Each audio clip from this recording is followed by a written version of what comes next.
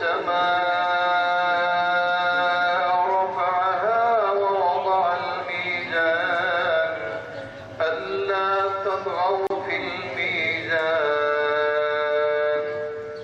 الله أكبر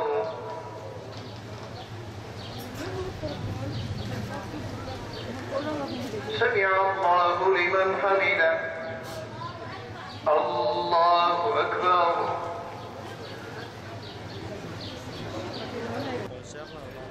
Mustazaflar Cemiyeti'nin düzenleyeceği Dünya Kudüs Günü basın açıklamamıza hepinizi davet ediyoruz. Allah için, Kudüs davamız için ses olalım, güç olalım, birlik olalım.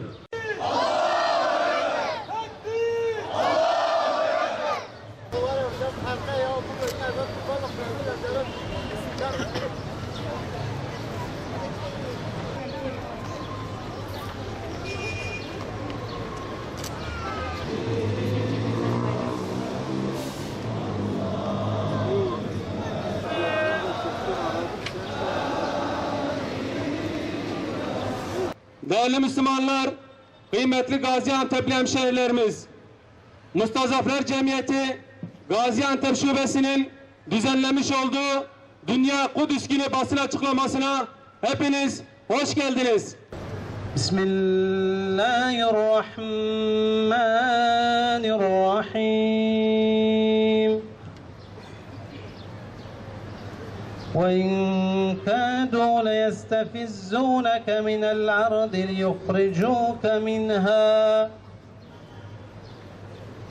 لِيُخْرِجُوكَ مِنْهَا وَإِذًا لَا يَلْبَثُونَ خِلَافَكَ إِلَّا قَلِيلًا.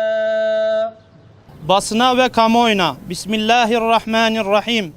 Bir gece kendisine ayetlerimizden bir kısmını gösterelim diye kulu Muhammed'i Mescid-i Haram'dan çevresini mübarek kıldığımız Mescid-i Aksa'ya götüren Allah noksan sıfatlardan münezzehtir. O gerçekten işiten ve görendir. Sadakallahul azim.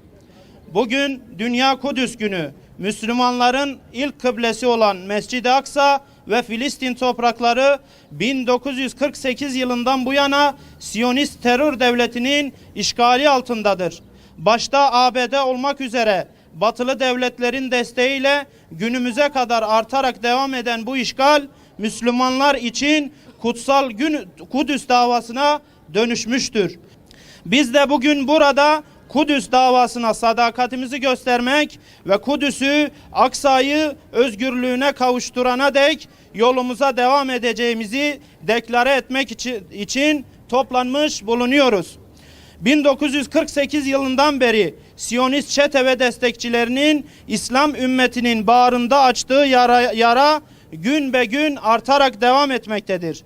71 kara yılı bize yaşatan terör şebekesi ve yardakçıları ve onlarla işbirliği yapan krallar bize her türlü acıları yaşattılar. Zillet kementini mazlum Filistin halkının boynuna atmaya çalıştılar. Her türlü zorbalık ve madrabazlıklarını bu ümmetin mazlum evlatları üzerinde uyguladılar.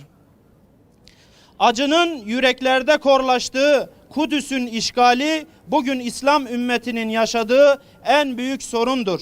Unutulmamalı ki Kudüs hür olduğunda ümmet hür olmuş, esir olduğunda zillete düçar olmuştur.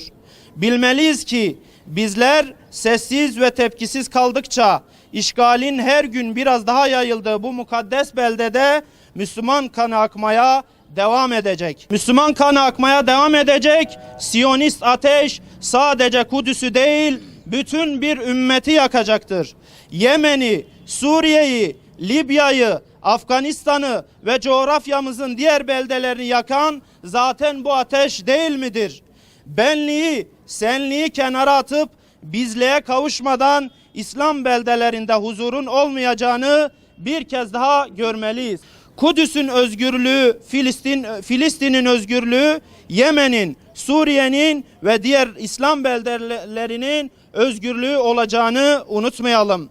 Müslümanlar kardeş olduklarının farkına vardığında birbirleriyle ilgili ötekileştirici, çatışmacı dili bıraktıklarında artık namluların yönünü birbirlerine doğrultmadıklarında muzaffer olacaklardır. Kudüs bizim birleşmemizi beklemektedir. Siyonist rejim ve destekçileri işgalin sınırlarını genişletme adına her gün bir adım daha atmaktadır.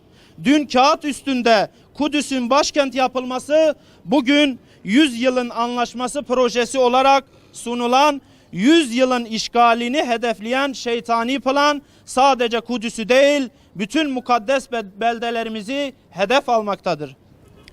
Buradan tekrar açıkça ilan ediyor ve diyoruz ki Kudüs ne sadece Filistin toprağıdır ne de Arapların vatanı. Kudüs bütün Müslümanların, İslam milletlerinin mukaddes beldesidir. İlk kıblenin mukaddes mabetin ev sahibidir. Bugün Kudüs'ü her zamankinden daha çok gündemde tutmalı ve hürriyeti için mücadele etmeliyiz. Küresel küfür güçleri en küçük zaman dilimini dahi Kudüs'ü Yahudileştirme gayreti ile plan ve projeler geliştirmektedir. Kudüs'ün küresel bir saldırı altında olduğunu görmeliyiz. Zalimler topluluğu tüm imkanları ile İslam ümmetini hedef almışken bizlerin tepkisizce oturması büyük bir vebaldir. Bu vebalı taşımak istemeyen şehadet yıl dönümlerinde olduğumuz Mavi Marmara gemisi şehitlerini de unutmayalım. Onları da bu vesileyle rahmetle anıyoruz. Şehitlerin kanları ile açtıkları bu mübarek yolu azim ve kararlılıkla sürdürelim. Siyonist çetenin yapacağı kötülüklerin bizim inşallah cennetteki makamlarımızı yükselteceğini, onların ise azaplarını arttıracağını unutmayalım. Siyonist sermayenin ülkenizde ticaret yapmasına izin vermeyin. Filistin topraklarını işgal altında tutan Siyonistlerin meşru olmayan rejimini tanımaktan vazgeçin.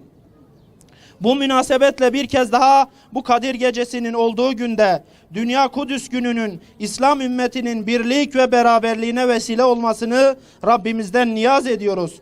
Müslüman kardeşlerimizin akan kanının durmasını, var olan iç çatışmaların sonlanmasını temenni ediyoruz. Ayrışan değil, bütünleşen bir ümmetin inşası için Rabbimizin vesileler yaratacağını umuyoruz.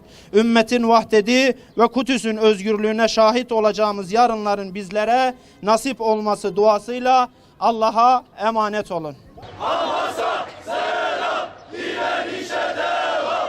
Hamas'a selam, direnişe devam. Hamas'a selam, direnişe devam. Tekbir! Allahu Ekber! Tekbir! Allahu Ekber!